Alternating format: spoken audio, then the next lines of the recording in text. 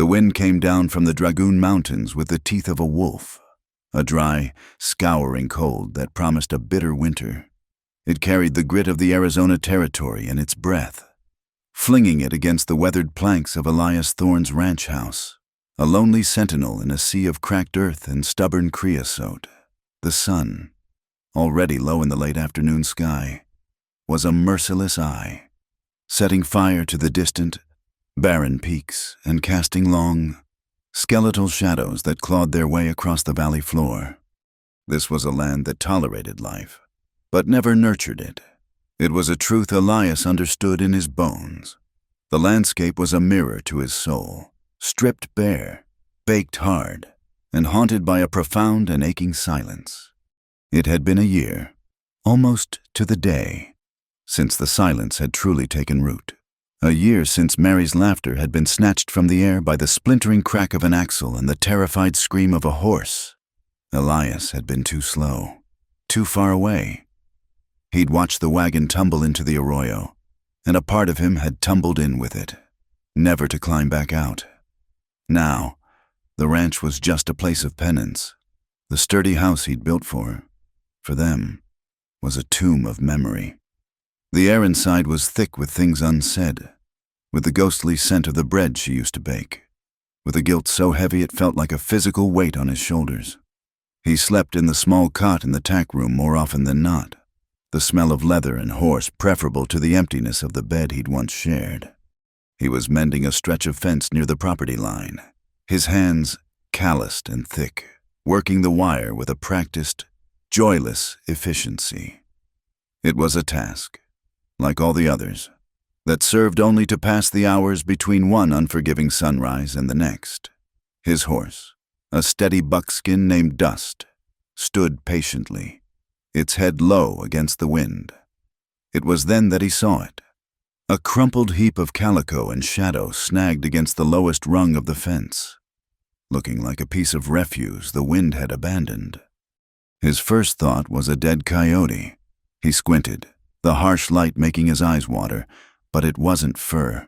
It was fabric, torn and dirty, and there was the unmistakable shape of a human limb. A cold knot tightened in his gut. Trouble. Trouble was the one thing he had no currency for. His life was pared down to a simple, brutal equation: work, eat, sleep, and try not to remember. Anything that complicated it was an enemy. His first instinct, sharp and shameful, was to mount Dust and ride back to the house, to pretend he'd seen nothing. The desert had its own cruel justice, and it was not his place to interfere. But he couldn't. Something in the utter stillness of the form held him. He tied Dust's reins to a fence post and walked forward, his boots crunching on the gravelly soil. It was a woman. She was lying face down, her dark hair a tangled mess, matted with dust and burrs. Her dress, a faded blue calico, was ripped at the shoulder and hem, exposing skin scratched raw, but it was her hands that made him stop dead. They were pulled behind her back, bound tight at the wrists with a length of coarse hemp rope. It wasn't a playful tie. The rope had bitten deep into her flesh, which was swollen and bruised a sickening shade of purple around the bindings. He knelt, his knee cracking in the cold air. He gently turned her shoulder. A low moan, barely a whisper of sound, escaped her chapped lips. Alive. Then, her face was pale beneath a layer of grime, her cheekbones sharp, her eyes closed and sunken. She looked young, younger than his Mary had been. He guessed she was no more than 20. The hesitation was a physical thing, a wall inside him. Bringing her back to the ranch was inviting the world in. It was a complication of the highest order. Who was she? Who had done this to her?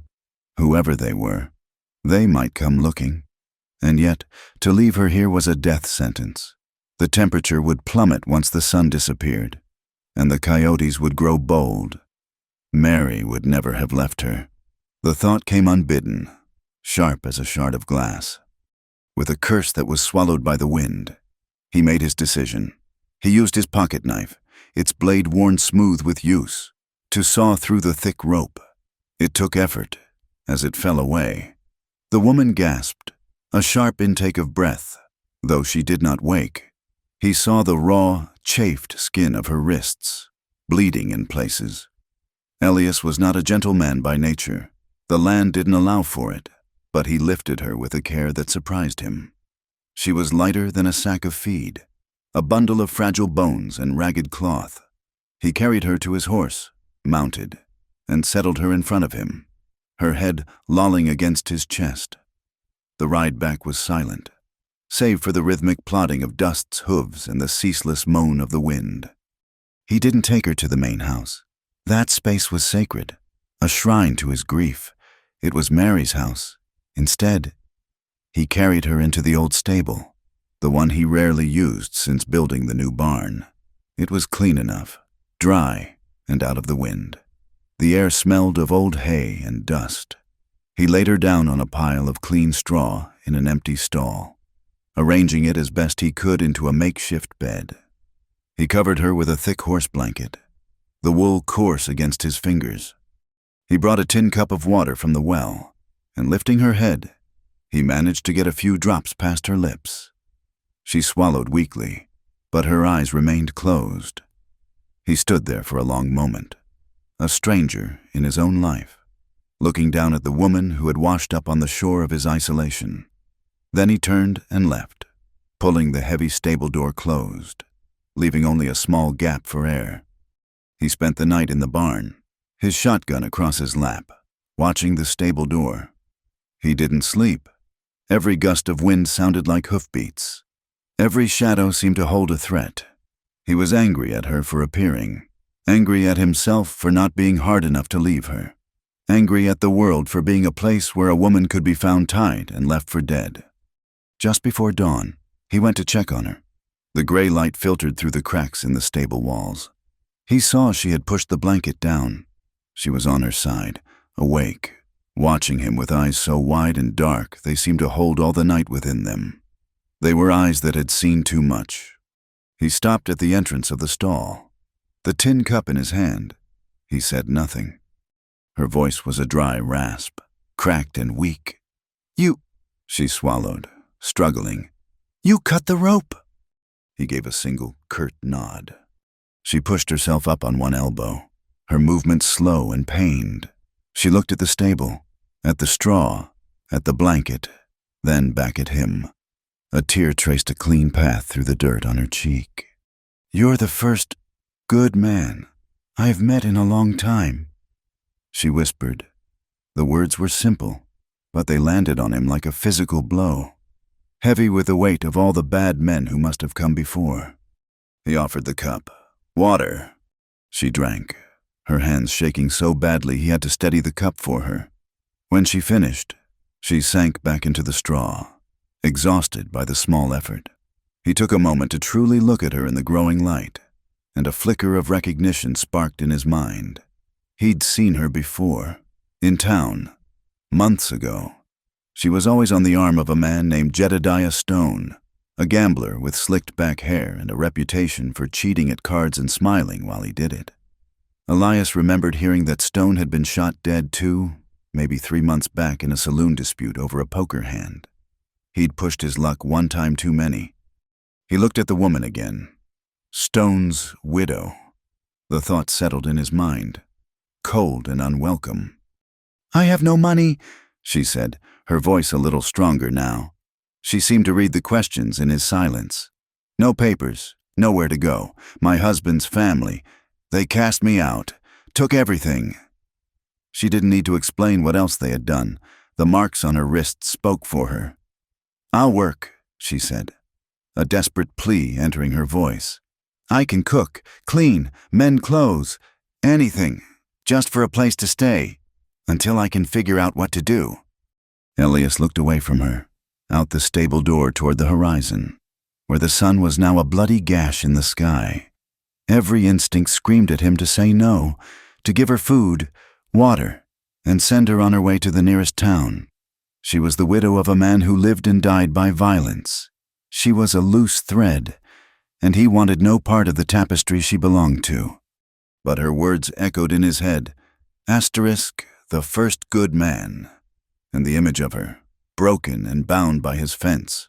The desert would claim her, or another man, one not so good, would. He turned back, his face a hard, unreadable mask. "There's an old cot in the tack room. You can sleep there," he said, his voice flat.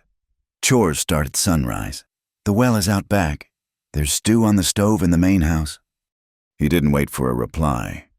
He walked out of the stable and into the biting morning air, leaving her alone with his reluctant charity. As he walked toward the barn, the wind howled around the corners of the house, a lonely, mournful sound that seemed to come from the very earth itself.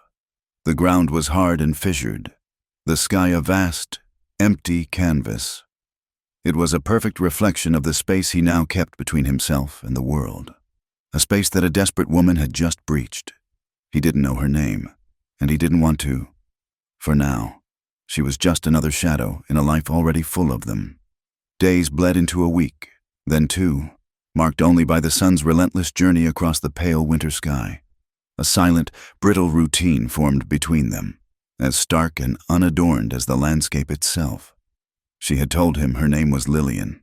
She said it once, quietly, and he had not asked for more.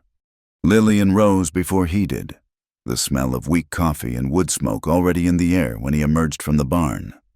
She worked with a quiet, desperate industry, as if stillness itself was a predator she had to outrun. She took the stew he had left and stretched it, adding wild onions she'd found near the well and thickening it with the last of his flour.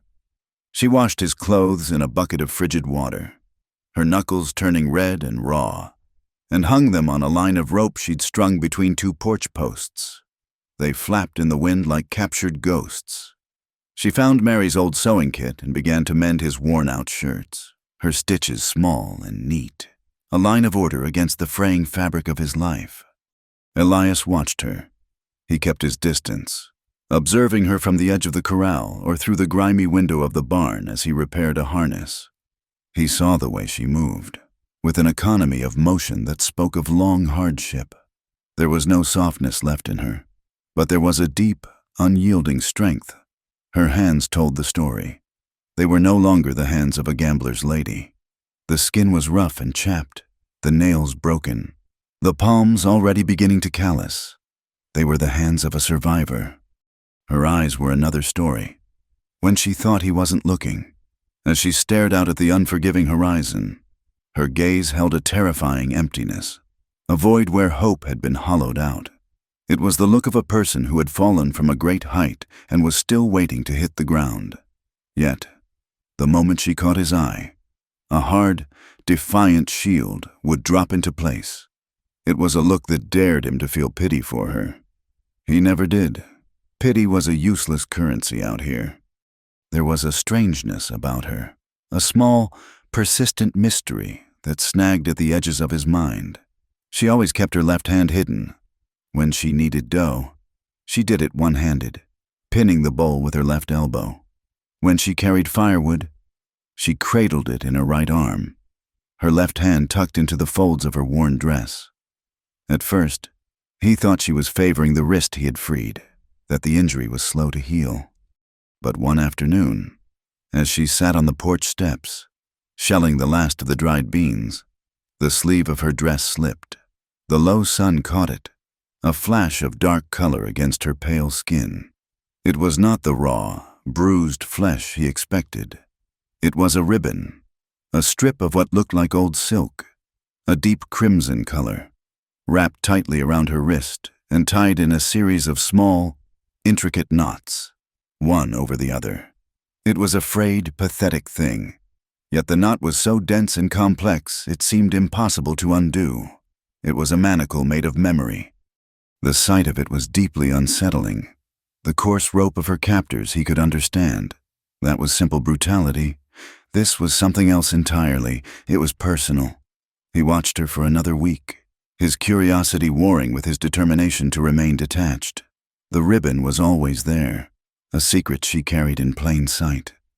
Finally, he could stand it no longer. He found her by the chicken coop, gathering the few eggs his hens still deigned to lay in the growing cold. "Lillian," he said. His voice sounded like rocks grinding together. He so rarely used it for anything other than commanding his horse. She startled, turning to face him, instinctively hiding her left hand behind her back. He gestured vaguely with his chin. "Your hand, the ribbon." A shuddered look came over her face. She did not pretend to misunderstand. "It's nothing," she said, her voice low. "It's not nothing," he countered, his patience thin. "It's tied so tight it's a wonder your fingers ain't turned black. Why do you wear it?" She looked down at the dusty ground, at her worn-out shoes. Her shoulders were tense. "He put it there," she said, so softly the wind almost stole the words. "My husband, a long time ago." "Stone is dead," Elias stated, the fact a cold, hard stone between them. "Why haven't you taken it off?" She finally lifted her head, and the emptiness in her eyes was tinged with a flicker of something wild and painful. "As long as I'm not free," she whispered, her gaze locking with his. "I can't take it off. It wouldn't be right." The answer made no sense, and all the sense in the world. It was a penance, a reminder. He didn't have the words to ask what it meant, and he knew she wouldn't have the words to tell him. He simply nodded, the silence stretching between them once more, now filled with the weight of this new, unspoken thing. The first real freeze of winter arrived a few days later. It glazed the water in the horse trough with a thin sheet of ice and left a crust of frost on the hard ground. Lillian was coming from the well, carrying 2 heavy buckets of water, her body leaning into the task. The path was slick with a patch of frozen mud he'd failed to notice. He saw her feet go out from under her. It happened in an instant, a cry of surprise, the clatter of tin buckets, a spray of icy water. He was closer than he realized, moving without thinking. He lunged forward, dropping the axe he was carrying, and caught her before she hit the ground, his one arm wrapped around her waist, the other catching her shoulder. The buckets crashed to the earth, their contents splashing over his boots. She was small but solid in his arms, her body rigid with shock. For a moment, they were frozen there. He could feel the warmth of her through her thin dress, smell the clean, cold scent of the wind in her hair. He was acutely aware of the softness of her side pressed against his chest, the delicate shape of her shoulder bone beneath his rough hand. It was the first time he had held a woman since Mary. The sensation was a jolt, a lightning strike to a dead tree. 1,000 forgotten feelings rushed through him. Tenderness, strength, a fierce and sudden possessiveness. He felt her whole body tremble against his, a fine, violent shudder. He loosened his grip, ready to set her back on her feet, but she didn't move. She looked up at him, her face inches from his. Her dark eyes were wide, not with fear, but with something far more complicated, something raw and vulnerable. Her breath misted in the cold air between them. "Don't," she breathed, the word a plea and a command. "Don't touch me if you don't intend to keep me." Her words struck him with the force of a physical blow. They weren't the words of a helpless victim. They were a challenge, a line drawn in the frozen dirt. She was telling him that she was not a stray to be sheltered and then turned away. She was a woman, and his touch was not a simple act of rescue. It was a promise. He let go of her as if she were on fire. She stumbled but caught her balance, her arms wrapping around herself. Without another word, she bent down, retrieved the empty buckets, and walked back toward the well, her back ramrod straight. That night, sleep was a distant country he could not reach. He lay on his cot in the tack room, the scent of leather and dust doing nothing to soothe him. All he could feel was the phantom weight of Lillian in his arms, the memory of her warmth. Her words echoed in the suffocating silence of his mind. "Don't touch me if you don't intend to keep me." To keep her, what did that even mean? He was a man half living, a ghost tending the grave of his own life. The feelings she had stirred in him felt like a betrayal. A hot shame washed over him as he thought of Mary. He saw her face, smiling, her blue eyes full of a life that he had failed to protect. He had made a vow to her, a silent one in the moments after the accident, that his heart was her tomb, and no other would ever be welcome there. But this new feeling, it wasn't just desire, it was a flicker of life in a cold, dead place. It was the terrifying possibility of feeling something again, of letting the world back in, and it was tangled inextricably with guilt. To feel this for Lillian was to admit that a part of him had survived the accident, a part that wanted to live, and that felt like the greatest sin of all. He got up and walked outside. The night was clear and painfully cold. The stars were chips of ice in a black, velvet sky. Far off in the hills, a lone coyote howled, a cry of pure, desolate loneliness that was answered by another, and then another, until the darkness was filled with their mournful chorus. He stood and listened, the wind biting at his exposed skin. The land around him was asleep, but it was not dead. The gnarled branches of the mesquite trees reached for the sky like arthritic fingers. The saguaro stood like lonely sentinels, their thorny skin a defense against a harsh world. Everything out here was armed and armored, scarred but stubbornly, fiercely alive. Like him, like her. Two souls, as barren and thorny as the desert that held them, waiting for a winter that had already begun. The change came without warning. The sky, which had been a sheet of dull pewter for days, thickened and turned the color of a fresh bruise. The wind, once a steady, scouring force, began to howl in rising, frantic gusts, shrieking around the corners of the house like a grieving spirit. Then the first flakes of snow appeared, not drifting gently, but driven almost horizontally by the gale. Within an hour, the world beyond the windows had dissolved into a churning, blinding maelstrom of white. The blizzard had arrived, locking the small ranch in its frozen fist. Elias had been securing the barn doors when the storm hit its full fury. By the time he fought his way back to the main house, the snow was already halfway to his knees. His first thought was of Lillian. He'd left a lit lantern and a plate of food for her in the tack room. He trusted she had the sense to stay put. But as the night deepened and the house groaned under the assault of the wind, a disquiet settled in him. The tack room was sturdy, but drafts snaked through the walls, and the cold was a physical, penetrating thing. Around midnight, unable to rest, he pulled on his heavy coat and boots and plunged back into the blizzard, a rope tied between the porch and the barn to guide him. He found her on the cot, shivering so violently the small frame rattled. She was curled into a tight ball beneath 2 horse blankets. But the cold had found its way deep into her bones. He put his hand to her forehead. Her skin was on fire, fever, hot and raging. Her teeth were chattering, and a low, incoherent mumble escaped her lips. He knew in that instant that the tack room would be her grave. The cold would feed the fever until it consumed her. There was no choice. The wall he had built around his heart, the one that designated the house as Mary's sacred ground, had to come down. Swearing into the wind, he wrapped her, blankets and all, in his arms and carried her out. The journey back to the house was a blind struggle against a wall of shrieking wind and snow. He kicked the door open and stumbled inside, the storm roaring in behind him before he managed to slam it shut. The sudden, relative silence of the house was deafening.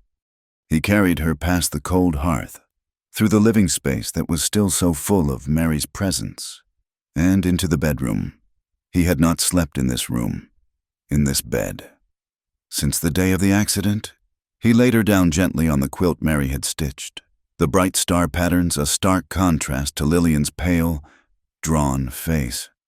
For the next 2 days, the storm raged outside, and the fever raged within Lillian. Time ceased to exist, measured only by the changing of wet cloths and the doling out of sips of water. Elias moved like a man in a trance, his world shrinking to this room, to the woman burning in his bed. He built up the fire in the main room, keeping a pot of water steaming on the hearth. He tore strips from one of Mary's old nightgowns to use as compresses. Every action felt like a fresh betrayal. using his dead wife's things to save this stranger. Yet the instinct to preserve the life in front of him was stronger than any ghost. He sat in a chair by the bed, a sentinel in the long, dark hours.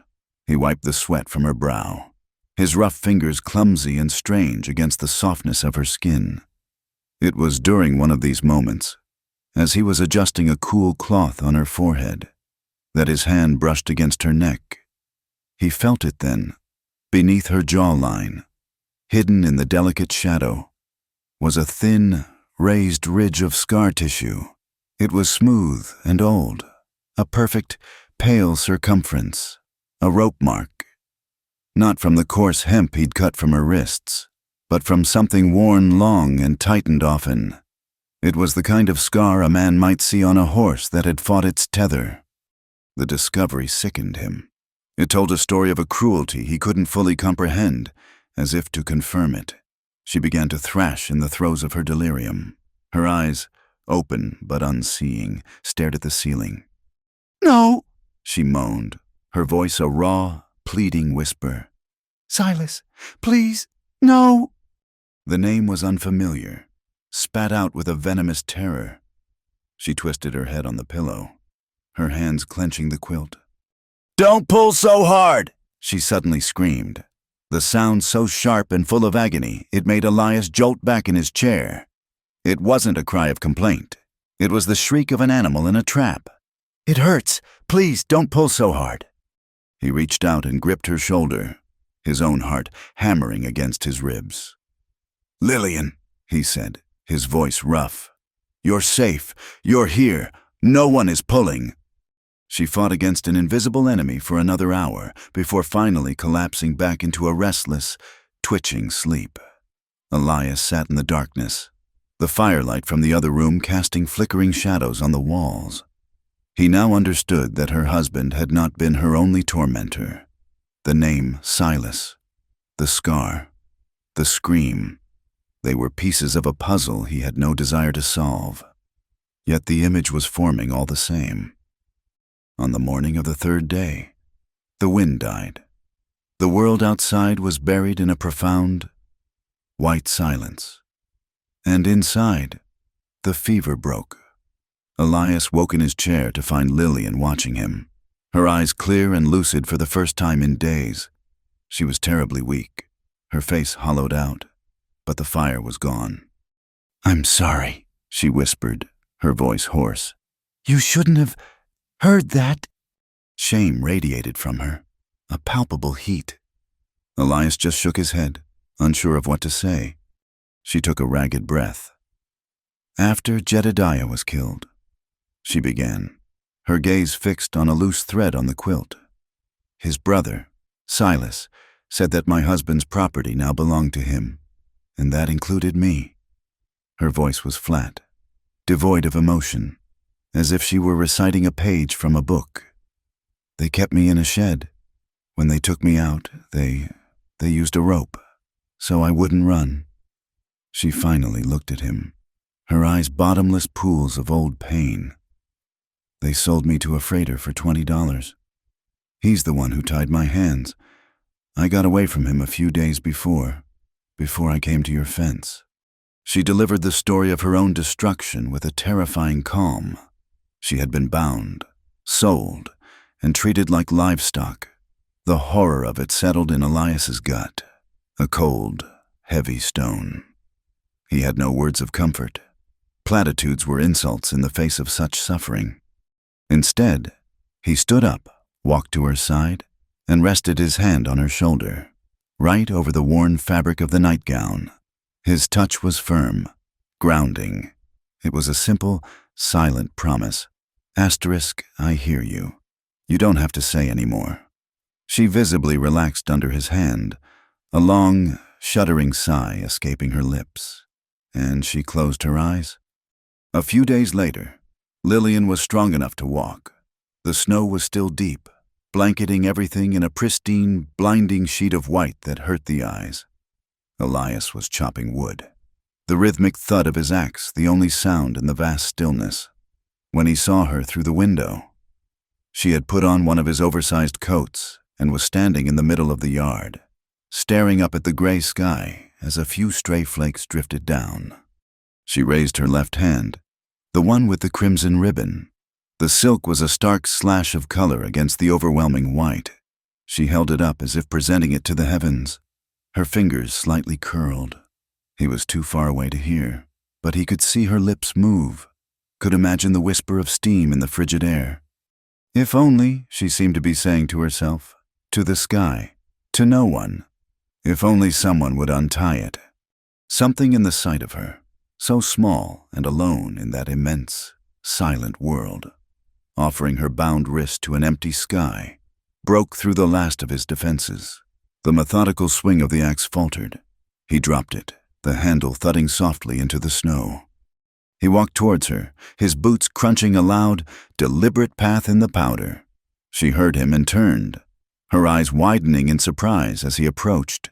She didn't lower her hand. She stood her ground, watching him come, her expression a mixture of fear and fragile hope. He stopped directly in front of her, so close he could see the individual snowflakes clinging to her dark eyelashes. The air between them was electric, charged with everything unsaid, everything unfelt for so long. He looked from her eyes down to her wrist. Slowly, he reached out, his calloused, work-worn fingers, trembling slightly, brushed against hers. He touched the central knot of the silk ribbon. It was cool and smooth beneath his fingertips, a small, tight knot of pain and memory. He had the power to undo it, to fulfill the silent plea he'd just witnessed. Her breath hitched. Her gaze was locked on his, waiting. He felt the pull, the powerful, undeniable urge to claim what she was offering, to untie the ribbon and, in doing so, untie the knot of his own grief, to say with that one action what she had challenged him to say, "I will keep you." But he couldn't. The ghost of Mary stood beside him, her presence as real as the cold on his cheeks. The guilt was a physical barrier, an invisible wall he could not breach. His fingers lingered for a heartbeat longer, a moment of agonizing tension, and then he pulled his hand away. He let it drop to his side. He saw the hope in her eyes flicker and die, replaced by a deep, wrenching disappointment that she quickly tried to hide. She lowered her own hand, tucking it back into the pocket of the coat. Neither of them spoke. The chasm that had opened between them at the well had just grown deeper, wider. They stood there in the profound silence of the snow, two solitary figures breathing steam into the cold air, close enough to touch but separated by a distance that felt impossible to cross. The silence that followed the moment in the snow was heavier and more brittle than the ice on the eaves of the house. They moved around each other with a painful awareness, the space between them charged with a dangerous, unspoken current.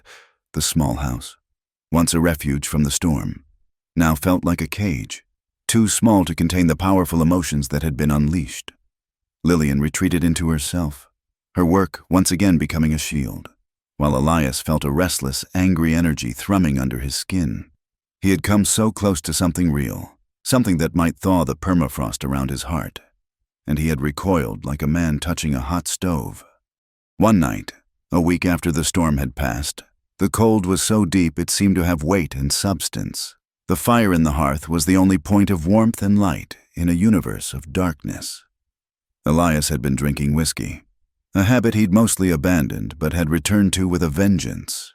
He wasn't seeking drunkenness, but a dulling of the sharp edges of his thoughts, a quietening of the voice that accused him of being a coward. Lillian sat on the rug before the fire, not looking at him, but he knew she was aware of every move he made.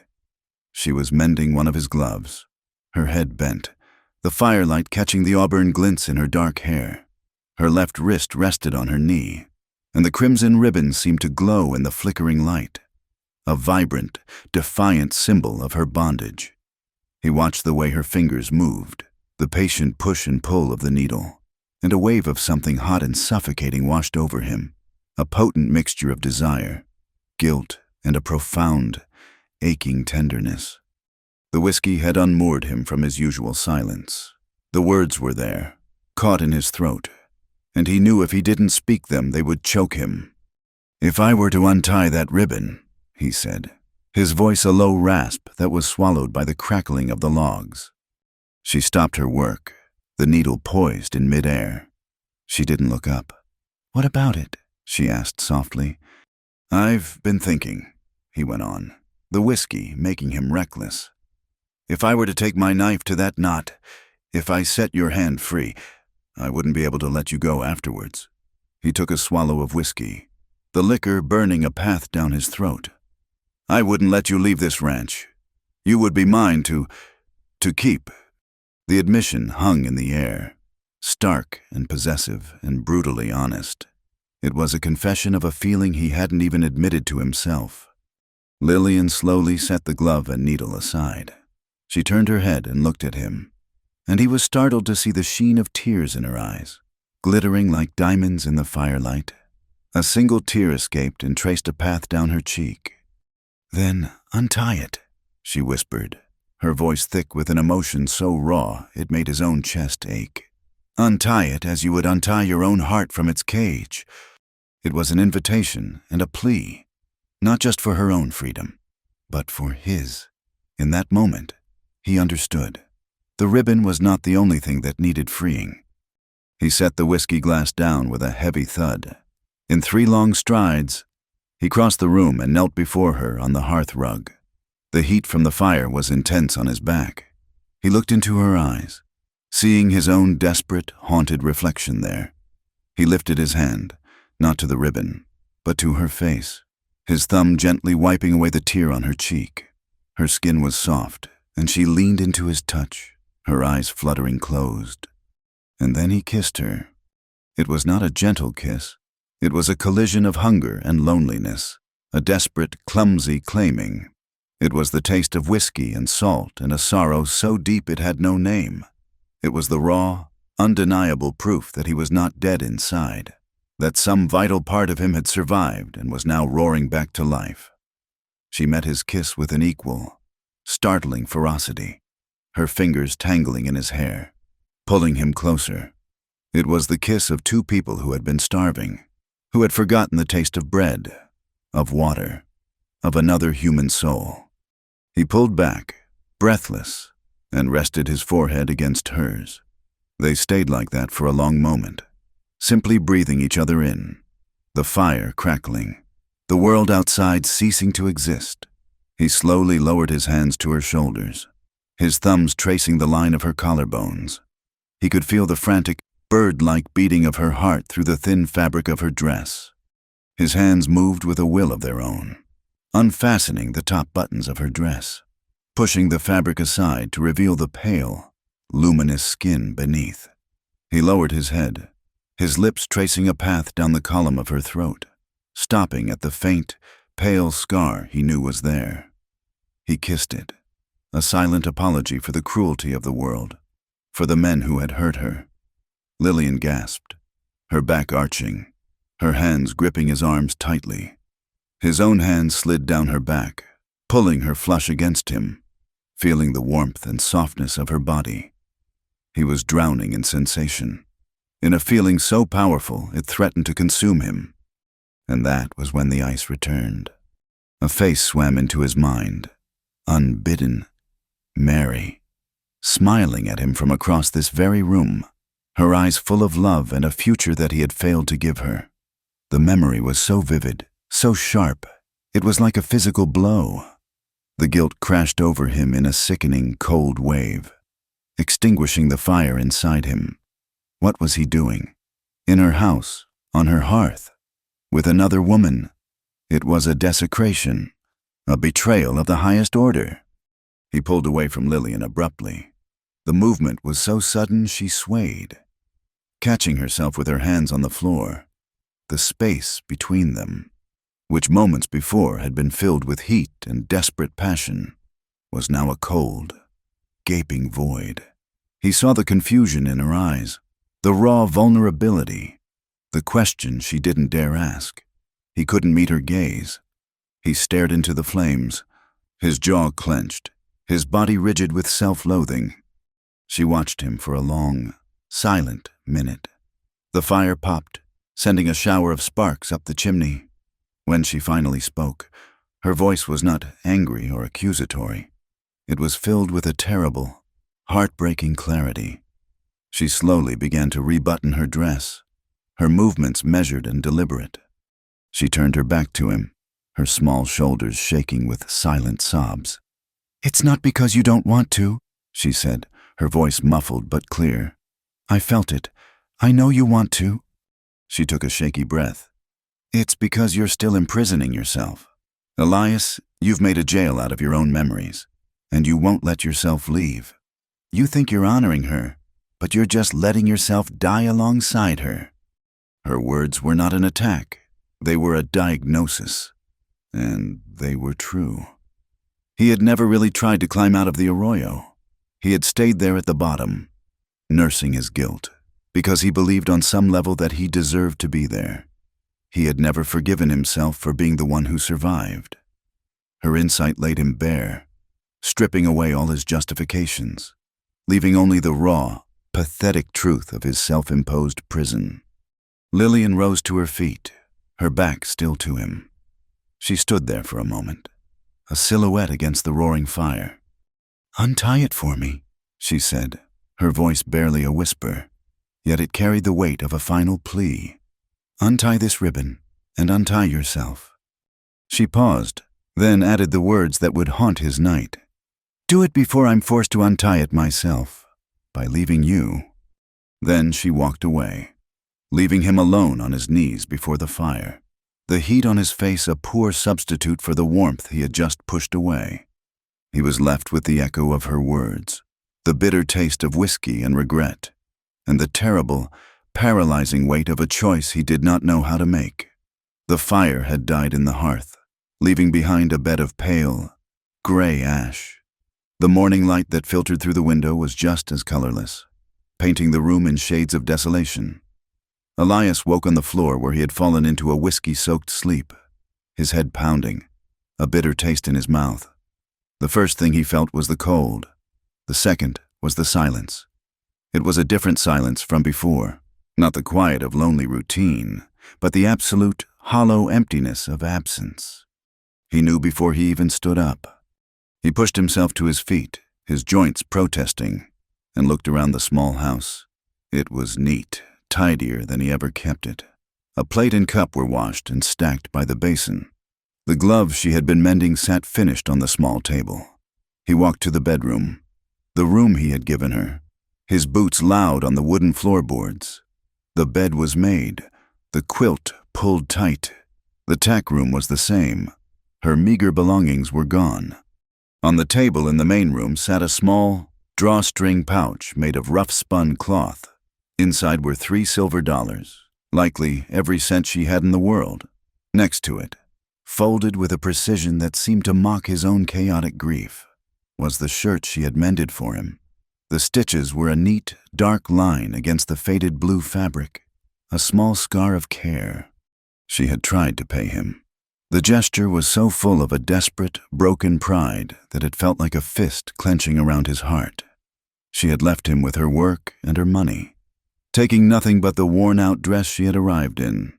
She had untied her own ribbon, just as she'd warned she would. A panic, cold and sharp, cut through the fog of his hangover. The silence of the house pressed in on him, suffocating him. For a year, he had cultivated this emptiness as a monument to his wife.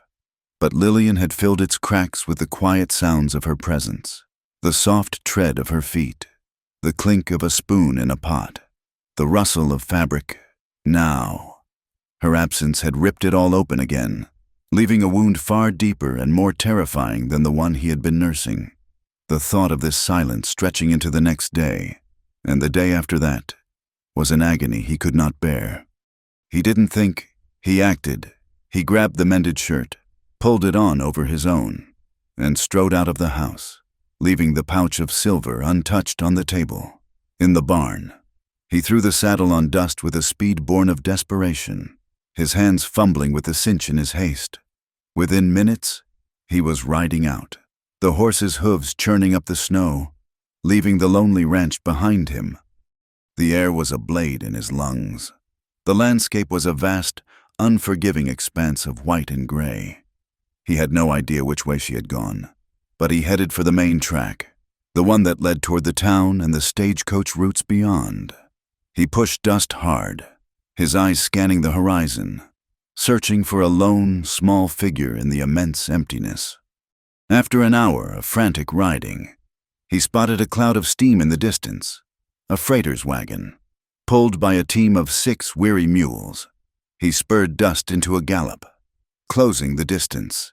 The driver, a burly man wrapped in bearskin, pulled up, his hand resting on the stock of a rifle propped beside him. "Looking for someone?" the freighter grunted. His eyes narrowed with suspicion. "A woman," Elias said, his breath coming in ragged clouds. "Dark hair, young, maybe carrying a small bundle." The man's expression softened slightly with recognition. "Saw her, mile or 2 back. She was heading for the Millers Creek way station. Said she was looking to join the monthly wagon train to New Mexico." He spat a stream of tobacco juice that sizzled on the snow. "Wagon master there is a hard man. He don't take on passengers without coin or papers. She won't have much luck." Elias didn't wait to offer thanks. He wheeled dust around and rode on, the freighter's words echoing in his mind. Asterisk. She won't have much luck. He knew what that meant. A lone woman with no money and no protection was not just unlucky. She was prey.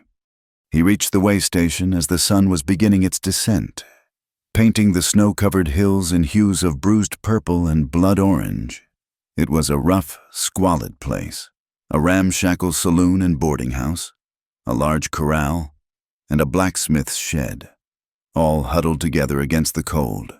The New Mexico wagon train was preparing to make camp for the night, its heavy wagons forming a defensive circle. He saw her immediately.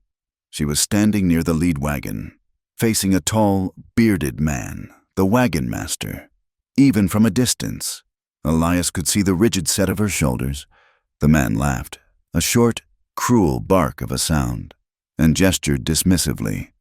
Turning his back on her, he saw another man, a drover with mean eyes, step toward her, a leering smile on his face.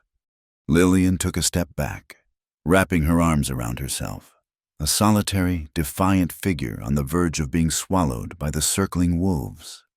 Elias dismounted, his legs stiff from the hard ride. He didn't call out her name. He walked toward her, his path deliberate, his gaze fixed on her. The leering drover saw him coming, took in the grim set of his jaw and the shotgun resting in the crook of his arm, and thought better of it, melting back into the crowd. Lillian heard the crunch of his boots and turned. Her eyes widened, a storm of emotions passing over her face, shock, fear, and a tiny, fragile flicker of something else. She looked exhausted, her face pale with cold and defeat. He stopped in front of her. He had no words. Apologies were useless. Promises were yet unearned. He simply shrugged off his heavy, fleece-lined coat, the one that held the warmth of his own body, and draped it over her trembling shoulders. She flinched at his touch, then sagged into the coat's warmth, pulling it tight around herself as if it were a shield. She looked up at him, her eyes searching his, and for the first time, he let her see past the walls, let her see the raw, desperate fear of losing her that had driven him here. He took her arm, his grip gentle but firm, and led her away from the wagons, toward the boarding house. He paid for a room with $2 of the dollars from his own pocket. The room was small and airless, furnished with a narrow bed with a thin, lumpy mattress, a rickety chair, and a wash basin holding a skim of ice.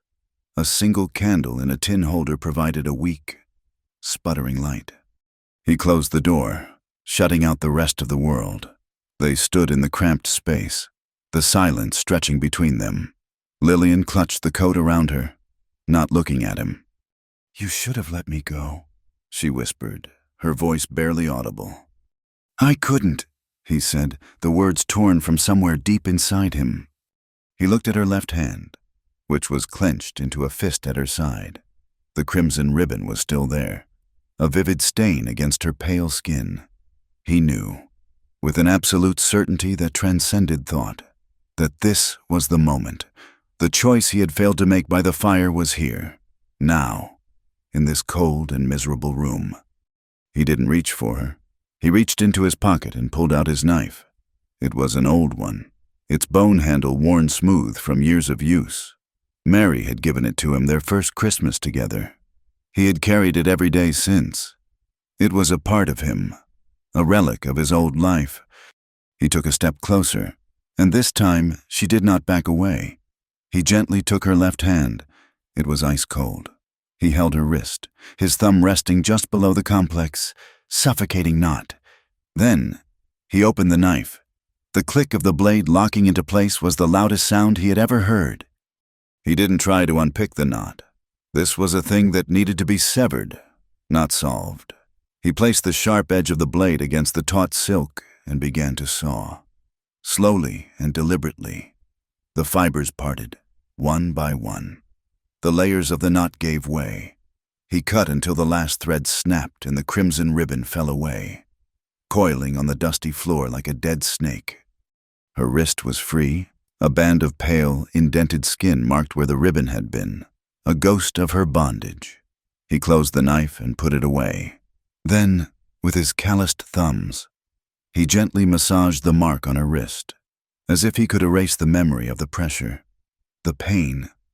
A sob broke from her, a raw, ragged sound of a pain finally released. And then she was in his arms, her face buried against his chest, her body shaking with the force of her weeping. He held her, his arms wrapped tightly around her, his face pressed into her hair. He held her as if he were a rock, and she were a drowning woman. And he could save her simply by not letting go. His own eyes burned, and he finally let go of the grief he had held onto for so long, not as a betrayal, but as a necessary surrender. When her tears subsided, he led her to the bed. In the flickering candlelight, they undressed each other, their movements slow and reverent. It was not an act of frantic passion, but of profound discovery. His hands, rough and scarred from work, explored her body, learning the stories written on her skin, the old scar on her neck, the faint bruises on her arms, the map of a life of hardship. Her hands, in turn, learned the rigid, tense lines of his own body, the knots of sorrow in his shoulders, the deep well of loneliness in the hollow of his back. When they came together, it was a communion of scars. It was two broken, solitary people finding solace not in words, but in the simple, desperate, life-affirming truth of another's touch. It was a quiet, desperate healing, a silent promise that neither of them would ever have to be that alone again. They moved together in the pale candlelight, two souls adrift in a harsh world, finding a safe harbor in each other's arms. Later, as they lay tangled together under the thin blanket, the candle guttering, her head resting on his chest, she spoke, her voice a soft murmur in the darkness. "If I am to be reborn from this night," she whispered, her breath warm against his skin, "then call me yours." Returning to the ranch was like arriving in a different country. The landscape was the same, the unforgiving mountains, the vast, empty sky, but the silence that greeted them was no longer the oppressive weight of grief. It was a soft, peaceful quiet, filled with the promise of a shared breath. The house, which Elias had seen as a tomb for over a year, now looked like a shelter, a home. Life settled into a new rhythm, one built on small, unspoken kindnesses and a deepening intimacy. In the mornings, they moved together in the kitchen, the scent of coffee and frying bacon mingling with the wood smoke from the stove. In the evenings, they sat before the fire, not always talking, but simply existing in the same space, the comfortable silence a world away from the tense, brittle quiet of before. Elias found himself smiling, a strange and rusty motion of his facial muscles. He would watch her as she read from a worn book she had acquired at the way station, the firelight dancing in her hair, and a feeling of such profound rightness would settle in his chest that it almost hurt. Lillian, in turn, began to bloom. The haunted, empty look in her eyes was slowly replaced by a soft, steady light. She began to bring life to the barren patch of earth beside the house. She found a spade and a hoe in the barn and worked for hours under the winter sun, turning over the hard, dry soil. She had found a small packet of seeds, beans and squash, and she planted them with a fierce, tender hope, watering them every morning with bucketfuls from the well. It was a defiant act of faith, an insistence on growth in a place that specialized in decay. One day, Elias came home from mending a fence line to find her in the bedroom. Bedroom. She had thrown open the shutters, letting the bright, clean sunlight pour in, illuminating the dust motes dancing in the air. She had taken down the heavy, dark curtains Mary had favored and was washing them in a tub on the porch. The room, once a shrine to shadow and memory, felt lighter, warmer, as if it could breathe again. He stopped at the doorway, a knot of old guilt tightening in his stomach. She saw the look on his face, and her own expression softened. "The sun is good for a room, Elias," she said gently. "It keeps the ghosts from settling." She wasn't erasing Mary. He knew that. She was simply making space for the living. He nodded, the knot in his stomach loosening, and for the first time, he stepped into the room not as a visitor to a grave, but as a man returning home. But the world outside their small sanctuary had not forgotten them. A few weeks later, their supplies running low, they rode into the nearby town of Redemption. It was little more than a dusty street lined with a general store, a saloon, and a handful of other weathered buildings. As they tied their horses to the hitching post, Elias felt the change in the atmosphere. Eyes followed them. Men on the boardwalk stopped their conversations to stare. Women peered from behind curtains, their face pinched with judgment.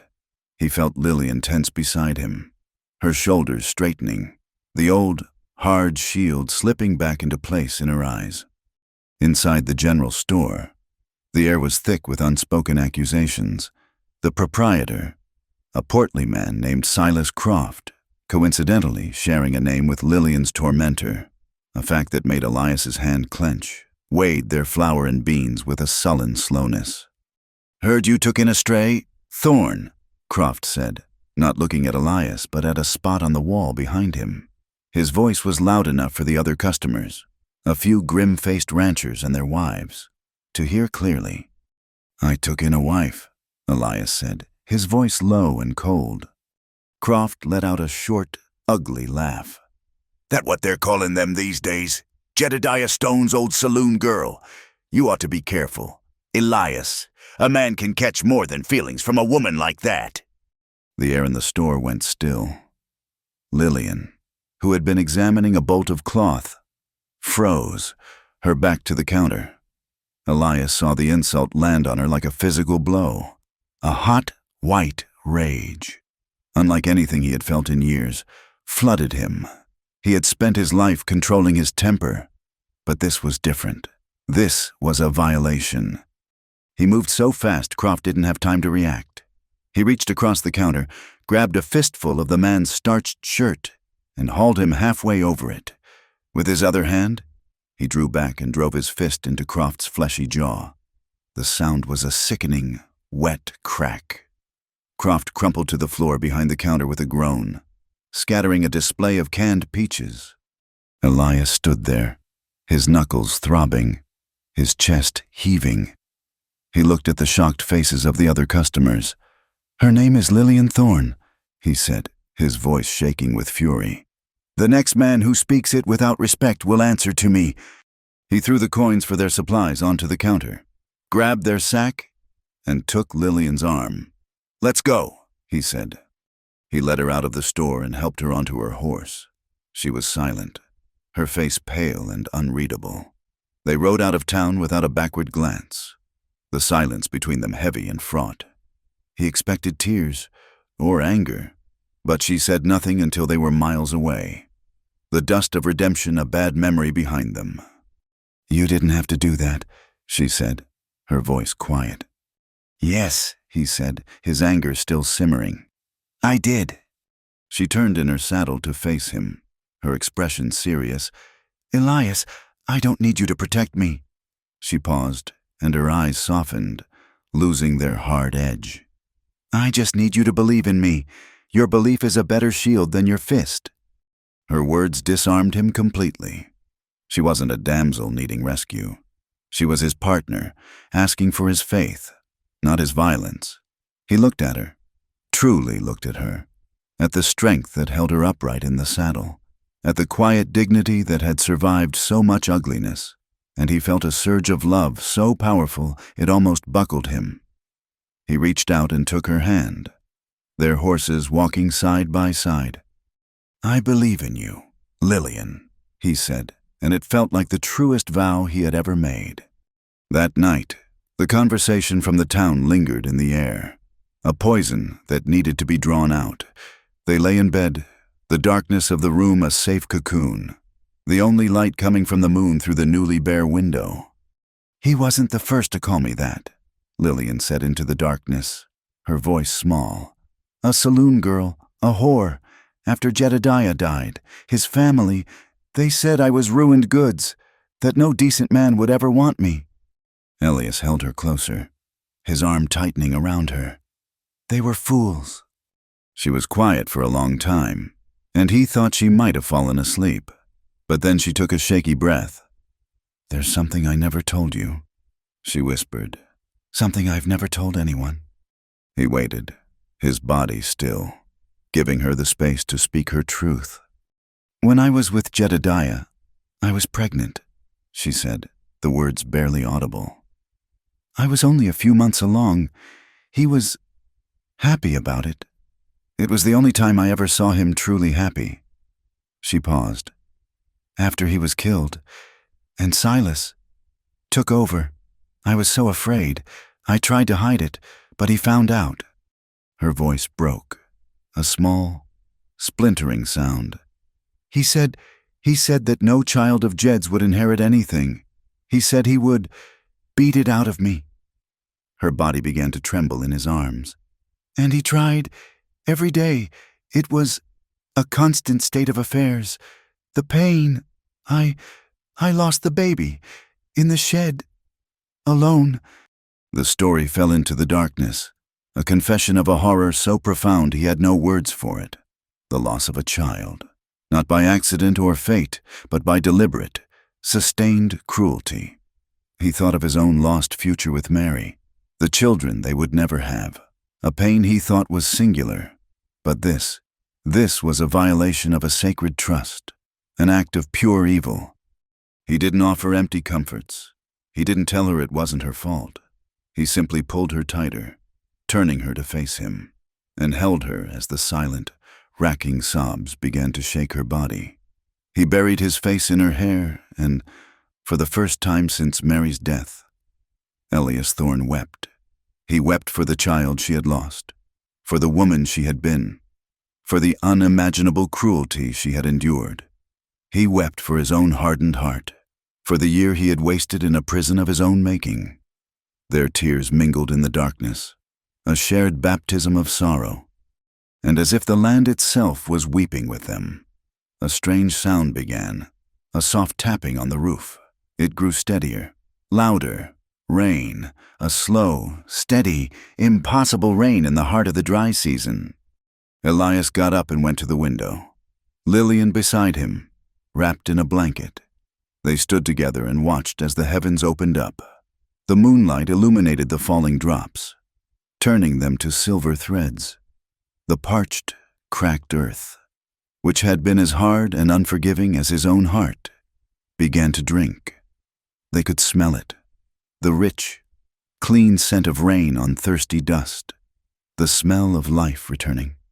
Each drop soaked into the fissures, softening the ground, washing away the grit, promising that something new could grow. They stood there for a long time, watching the healing rain, their arms around each other, two fractured souls being made whole. The rain had been a baptism. In the weeks that followed, the parched, cracked earth of the ranch softened, and a faint, hopeful green began to dust the valley floor. Lillian's garden, once an act of desperate faith, responded with a stubborn miracle. Tiny green shoots pushed their way through the damp soil, fragile but determined. A sense of peace, as delicate as these new seedlings, settled over the small homestead. They had found a quiet harbor in the heart of the wilderness, their days measured by the simple, grounding rhythms of work and shared meals, their nights filled with a quiet, healing intimacy. The past was not gone, but it had retreated to the far horizon, a line of distant, storm-dark mountains they no longer had to face. They were building something new on the land that had once been a monument to loss. It was a bright, cool afternoon when the outside world came to claim them. Elias was repairing the corral gate, the rhythmic tap of his hammer a comforting sound in the stillness. Lillian was on her knees in her garden, her hands covered in rich, dark earth. A rider appeared on the ridge, a solitary figure against the vast blue sky. He did not ride like a cowboy or a prospector. He sat tall and straight in the saddle, his pace steady and purposeful. Elias stopped his work, his hand resting on the hammer, a familiar knot of apprehension tightening in his gut. Lillian looked up, shielding her eyes with a dirt-smeared hand. The rider descended into the valley and approached the ranch, his horse's hooves making a soft, deliberate thudding on the damp ground. He was a tall, lean man with a sun-weathered face and pale, watchful eyes. A dusty coat was pulled back to reveal the silver star pinned to his vest. A federal marshal. He drew his horse to a halt, a respectful distance from the house. "Elias Thorne," he called out, his voice calm, devoid of malice but heavy with an unmistakable authority. "I'm Thorne," Elias answered, stepping away from the gate. Lillian rose slowly to her feet, wiping her hands on her apron, her face a pale, still mask.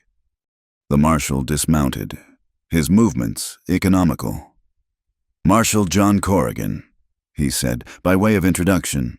His gaze flickered from Elias to Lillian, lingering on her for a moment too long. "I'm tracking a fugitive, a woman who fled the Kansas Territory a few months back, goes by the name of Lillian Stone." The name dropped into the peaceful afternoon like a stone into a quiet pond, the ripples spreading out to touch everything. Elias felt Lillian flinch beside him as if she'd been struck. "She's wanted for questioning," Corrigan continued, his eyes now fixed on Lillian, "in connection with the death of her husband, Jedediah Stone." "Jedediah was shot in a card game," Elias said, his voice a low growl. "Everyone knows that." "He was," the marshal agreed with a slight nod. "Shot by a drifter named Cole Younger. But Younger was caught a month ago, trying to cross the border, before he was hanged. He told a story. Said Mrs. Stone here paid him to pick that fight. Said she planned the whole thing to get her husband out of the way. According to him, she was supposed to meet him in Mexico with a share of Stone's money. It was a flimsy story, the last desperate lie of a doomed man. But it was enough.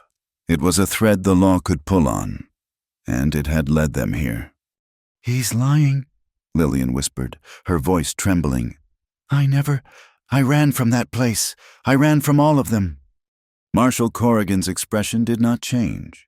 It was neither sympathetic nor cruel. It was simply the face of the law, implacable and patient. "That may be, ma'am, but you disappeared the same night your husband was killed. That makes you a person of interest. I have a warrant to take you back to stand trial." Elias saw the terror in Lillian's eyes, the hunted look he had first seen when he found her by the fence. He saw her past rising up to swallow the fragile present they had built. In that instant, a fierce, absolute clarity seized him. He had failed to protect one wife. He would not fail another. He stepped forward, placing himself between Lillian and the marshal. "You've got the wrong story, Marshal," he said, his voice steady and hard as iron. Younger was lying to save his own skin. Mrs. Stone didn't run anywhere. Corrigan raised an eyebrow. "Is that so?" "That's so," Elias lied, the words coming easily, forged in the fire of his resolve. She didn't run after Jedediah was killed. She left before.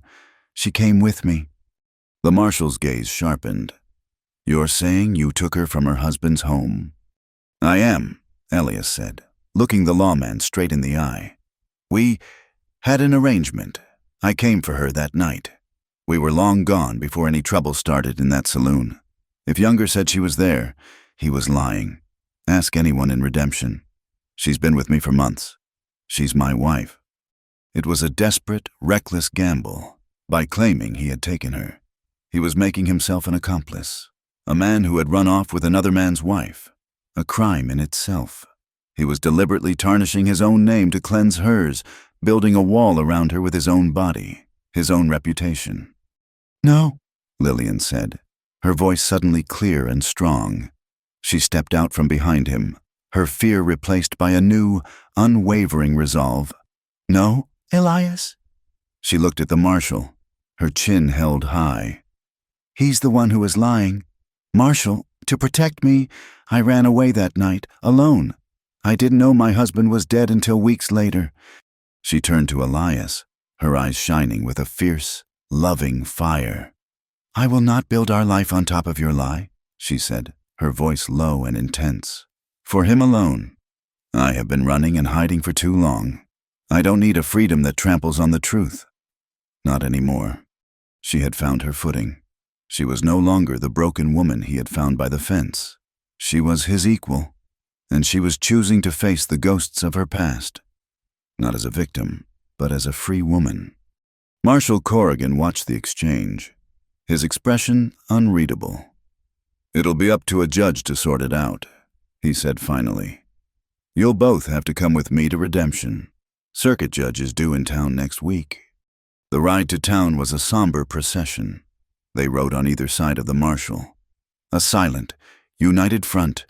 When they arrived, the news of their arrest spread through the dusty streets like a grass fire. Faces appeared in windows and doorways, a mixture of morbid curiosity and vindictive satisfaction. They were locked in 2 separate cells in the town's small jail, the heavy clang of the iron doors a final, grim punctuation. The trial, when it came, was a swift and brutal affair. The courtroom was a stuffy, crowded room that smelled of stale sweat and chewing tobacco. The circuit judge was a stern, white-haired man with a reputation for pragmatism. The case against Lillian was, as Elias had suspected, built on the dying words of a known killer and the fact of her flight. When Lillian took the stand, a hush fell over the room. She did not weep or plead. In a clear, steady voice, she told them everything. She told them of Jedediah's life, of the fear she lived in, and of his brother Silas. She told them of being bound and sold like property. She did not speak with self-pity, but with a simple, devastating honesty. By the time she finished, the story of why a woman might run from that life was etched on the faces of the jury. Elias was called next. He told the truth of how he had found her, exhausted and tied, left for dead by the side of his property. His testimony painted a picture of a victim, not a conspirator. In the end, it wasn't enough for a conviction. There was no proof, no witnesses, nothing but suspicion. The judge, a man who understood the harsh realities of the frontier, declared that there was insufficient evidence to find Lillian Stone guilty of any crime. A wave of relief so powerful it almost buckled Elias's knees washed over him. But the judge wasn't finished. He looked down from his bench, first at Lillian, then at Elias. However, he said, his voice booming in the quiet room, this affair has brought a cloud of trouble and suspicion to this community. The law may be satisfied, but gossip and rumor have longer lives. He banged his gavel once, the sound a sharp crack of finality. This court cannot convict you, Mrs. Stone, but it can, and does, order you to remove yourselves from the Arizona territory. You have 1 week to settle your affairs and be gone. Do not return. It was not justice. It was an expulsion. They were free, but they were exiled. They walked out of the courtroom and into the harsh sunlight. hand in hand. They did not speak. There was nothing to say. They had won, and they had lost. They had lost the ranch, the garden, the small sanctuary they had built from the ashes of their former lives. They rode back to the ranch in silence. For 2 days, they packed. They moved with a quiet efficiency, packing what little they owned into a single wagon. Elias sold his cattle to a neighboring rancher for a fraction of their worth.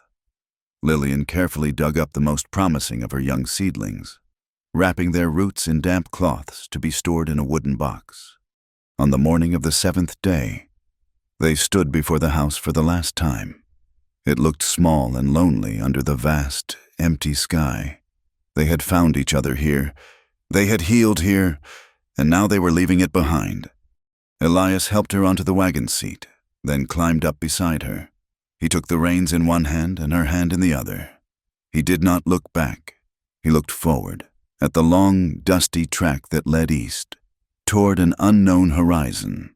They were leaving with almost nothing, but they had the one thing that mattered.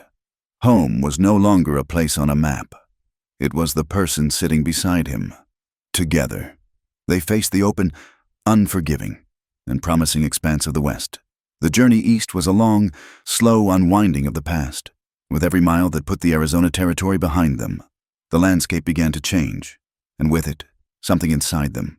The harsh red rock and sparse, thorny brush of the desert gave way to rolling grasslands, then to the foothills that climbed toward the staggering, snow-capped peaks of the Rocky Mountains. They traveled until their money was nearly gone and found a small, unclaimed valley in the Colorado high country, nestled between stands of aspen and dark, solemn pines. Here, they began again. With the last of their money, they bought an axe, a saw, and a few provisions. With their own 4 hands, they built a life. Elias felled the pines, his axe swinging with a purpose he hadn't felt since he'd built his first home for Mary. Lillian, her hands no stranger to hard work, helped him notch the logs and daub the gaps with a mixture of mud and moss. Their cabin was small and sturdy, with a single room and a stone fireplace that drew beautifully. It was not a grand house, but it was theirs, built not on a foundation of sorrow, but of shared will. The months that followed were a quiet, gentle rhythm. The high-altitude summer was brief and glorious, a riot of wild flowers and the scent of warm pine needles. Lillian's seedlings, which she had carefully transported, thrived in the rich, dark mountain soil. Her garden became a patch of vibrant life, producing more beans, squash, and potatoes than the 2 of them could eat. And inside her, a new life was taking root. She told him one evening as they sat on their porch, watching the setting sun paint the peaks in shades of rose and gold. She simply took his hand and placed it on her still flat belly. He felt nothing, of course, but he understood. A look passed between them, so full of awe and a fierce, protective joy that no words were needed.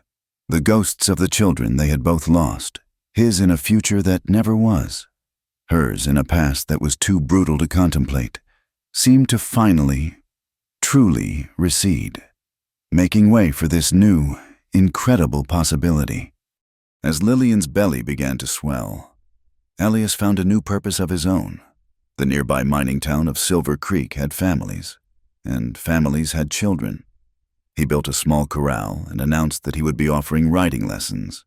He was a natural teacher, his gruff patience and deep, intuitive understanding of horses translating perfectly to the nervous children who were brought to him. Soon, the quiet of their valley was punctuated by the sound of children's laughter, a sound so alien and yet so welcome that it felt like a kind of music. He was no longer just Elias Thorne, the widower. He was Mr. Thorne, the man who taught their children how to ride. He was a part of a community again. Winter came to the high country early, not with the dry, scouring wind of the desert, but with a gentle, muffling beauty. The aspen leaves turned to gold and rained down, and the first snows dusted the high peaks, a promise of the deep white to come. One evening, as the first real snow of the season began to fall, Elias was cleaning a harness by the light of the fire. The cabin was warm and cozy, a bastion against the coming cold. Lillian sat in a rocking chair he had made for her, her lap full of mending. She was quieter than usual, a thoughtful, distant look in her eyes. He watched her for a while, the soft curve of her belly pronounced now under her simple wool dress. She set her sewing aside and rose. Moving to the small wooden chest at the foot of their bed, she knelt and opened it. He had seen her pack it before they left Arizona, but he had not looked inside. She rummaged for a moment before her hands stilled. When she turned back toward the fire, she was holding something in her palm. It was the crimson silk ribbon, frayed and faded, but unmistakable. He had forgotten all about it, or perhaps had tried to. He hadn't realized she had kept it. She came and sat on the hearthrug at his feet, the way she had that night so long ago. She looked at the ribbon in her hand, turning it over and over. "You saved me that day, Elias," she said, her voice soft. "When you cut this from my wrist, you gave me my life back." "You saved yourself, Lillian," he said, his own voice thick. "You were always a survivor."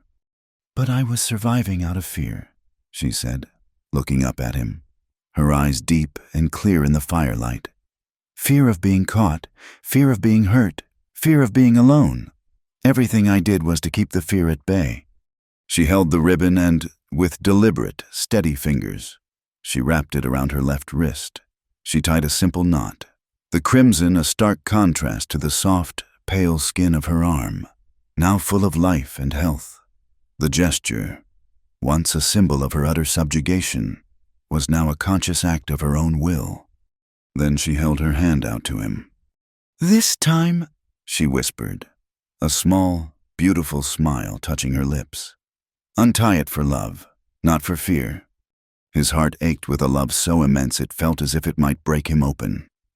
He understood completely. This was not about the past. This was about their present and their future. This was her, a free woman, choosing him, choosing them. It was the final, beautiful closing of a circle. He put the harness aside and knelt before her, just as he had done once before. He took her hand in his rough fingers gentle against her skin.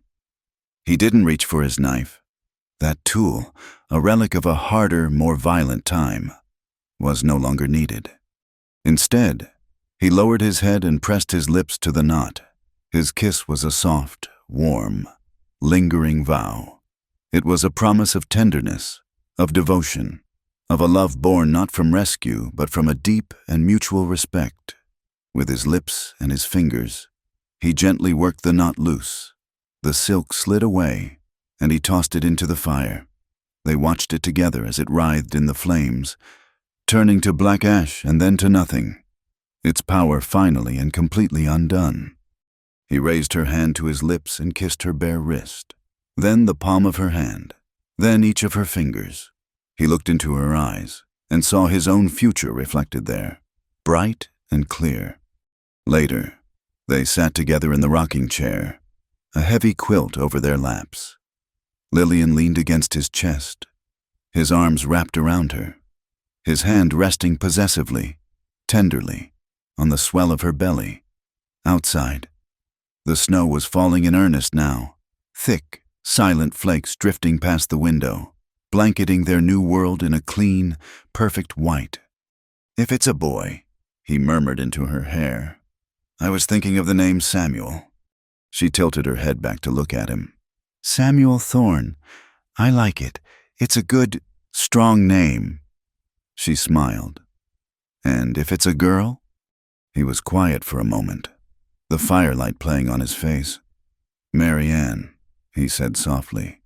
"I think Mary Ann would be a beautiful name." Lillian's eyes filled with tears, but they were not tears of sorrow. She reached up and touched his cheek. "Yes," she whispered, "that would be perfect."